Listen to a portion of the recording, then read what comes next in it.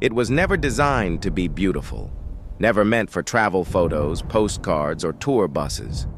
This wall, stretching across ridges, deserts, and forgotten valleys, was born from something far more primal: fear.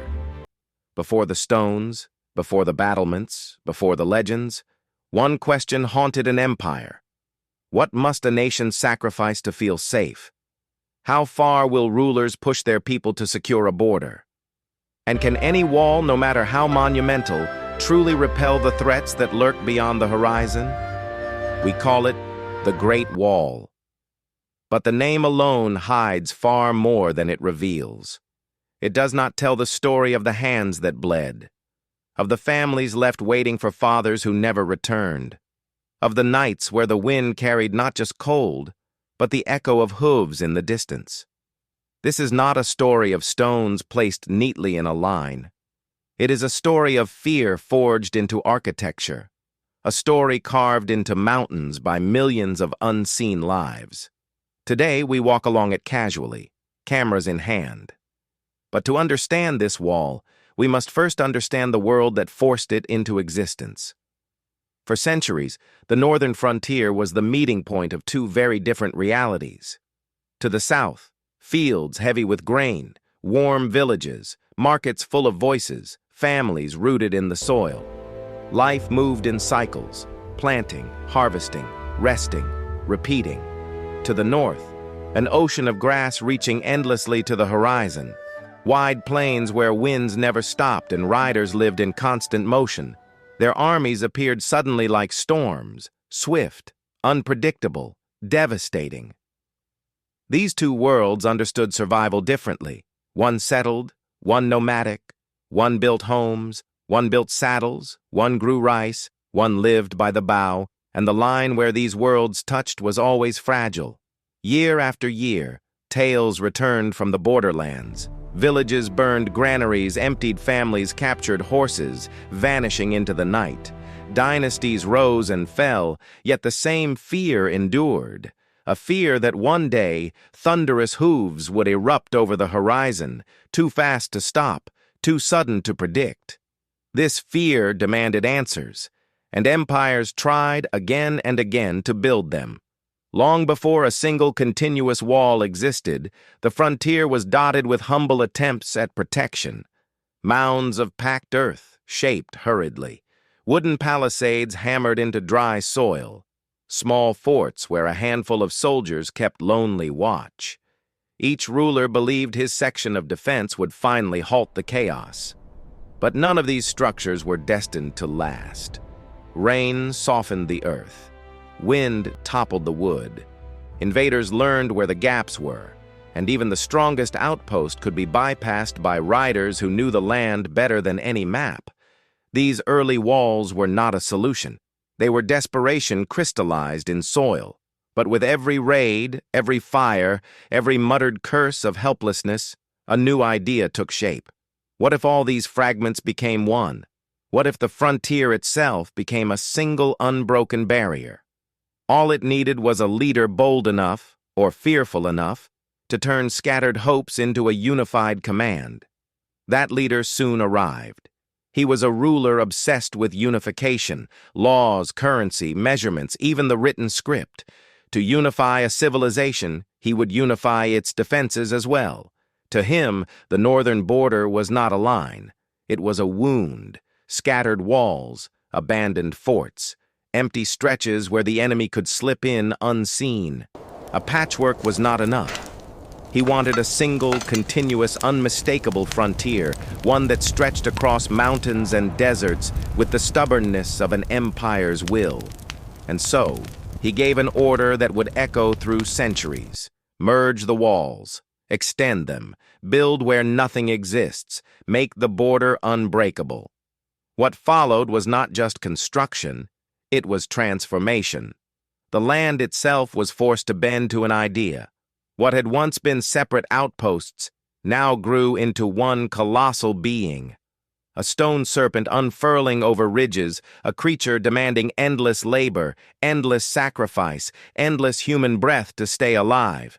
Fear had become architecture, and the Empire would pay any price to see it completed. The first work teams arrived in places where no roads existed, only jagged stones, icy winds, and slopes so steep they carved shadows across entire valleys. They were farmers who had never left their villages, prisoners sent north with no promise of return, soldiers accustomed to war, now facing a different kind of battle, artisans forced to shape stone until their hands cracked. They came in waves, a human river flowing toward the frontier. Blocks of stone were hauled upward with ropes that burned skin. Soil was carried in baskets tied to trembling shoulders. Men stood in lines stretching down mountainsides, passing materials from hand to hand like a living conveyor. If someone slipped, he dragged others with him. If someone grew weak, he was replaced without ceremony. Night offered little rest. Fires flickered, and the cold gnawed through thin blankets. Talk of home faded into silence as exhaustion swallowed words. Many who climbed those ridges never climbed down again. Their graves, marked or unmarked, became part of the landscape. And yet, the work continued. Because for the Empire, the wall was not just protection. It was a message carved into the world. We are strong enough to reshape mountains.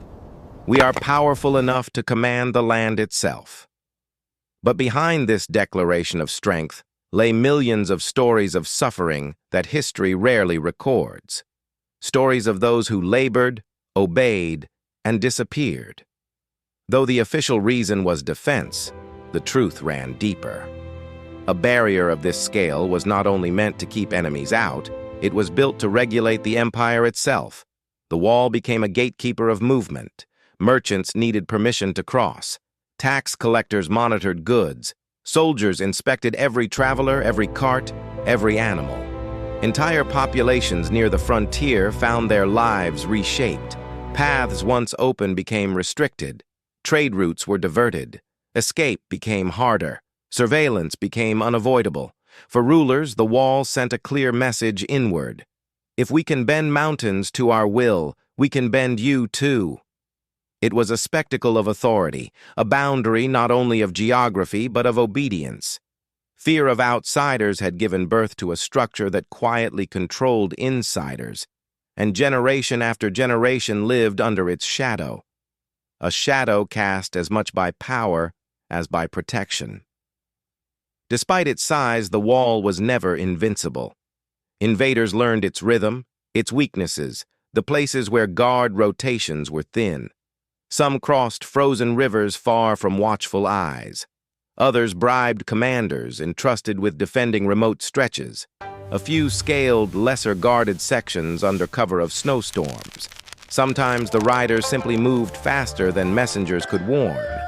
A wall might slow armies, but it could not stop determination, strategy, or desperation. Even at its strongest, the barrier was more symbol than shield. It bought time. It complicated invasions. It funneled enemies into predictable routes. But it was never the absolute line of safety rulers dreamed of. Still, the empire kept building, kept repairing, kept believing. Because sometimes symbols matter as much as reality. One of the wall's most ingenious features rose at regular intervals: the watchtowers. Each was a tiny world of its own, a cramped stone chamber crowded with weapons, grain, firewood, and exhausted soldiers.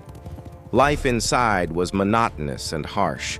Guards battled not only threats from the north, but bone-deep cold, loneliness, and the weight of constant vigilance. Their duty was simple, yet immense: watch everything. They studied the sky. Cloud movement could hint at incoming storms that might hide an enemy charge. They scanned the plains, looking for a faint line of dust that could mean riders. They waited for signals from other towers. Thin trails of smoke by day, bright columns of flame by night. One fire meant suspicion. 2 fires meant danger. 3 fires meant immediate threat. Within minutes, warnings could leap across hundreds of kilometers, a chain of flames sprinting across the frontier faster than any horse could ride. This network transformed the wall from a passive barrier into a living communication system, a nervous system stretched across mountains. It did not guarantee safety, but for defenders it offered something just as vital: time. Centuries passed, and empires changed hands. Incredible. Some rulers expanded the wall with new scale of materials this and place techniques. is just Brick breathtaking. instead of earth, stone steps instead of slopes, drainage channels to handle rain, archery platforms facing the north. Others neglected it, letting wind and rain chew through its foundations. Sections crumbled, towers collapsed, and paths were reclaimed by nature. At times, irony ruled history. Dynasties descended from the very peoples once labeled invaders now governed China and used the wall to defend their own power. With each era, the wall shifted, not in direction, but in purpose. Sometimes it was a fortress, sometimes a checkpoint, sometimes a tax station, sometimes a relic. Layer by layer, stone by stone, the wall became a timeline of Chinese history, a structure rewritten again and again by the ambitions and fears of those in power. Over time, stories arose that still echo today. The most haunting claimed the wall was built on the bones of workers, that those who died were buried within its layers. Historically, this is not universally true, but the belief reveals something profound. People recognized how enormous the human cost had been. Another legend insisted the wall is the only human structure visible from space, a myth repeated countless times. From orbit, the truth is different. The wall blends into mountains, far too narrow to distinguish with the naked eye. Yet these myths persist for a reason. The wall is so vast, so improbable, so heavy with history that people want it to be supernatural, to break the limits of reality just as it once broke the limits of human endurance. But the real story is already extraordinary enough. It does not need exaggeration. It needs remembrance. Today, parts of the wall bustle with life. Tour groups follow guides holding bright flags. Children climb steep steps, laughing between breaths. Couples pause to take photos with landscapes rolling behind them. But far from these restored sections, the wall tells a different story. Broken stones lie scattered where battlements once stood. Grass snakes through shattered bricks. Towers lean, half consumed by wind and time. Silence covers these places, a silence more faithful to the wall's original spirit than the noise of tourism. Most visitors will never stand in these forgotten stretches. They will not feel the isolation, the cold, or the weight of history pressing against their footsteps.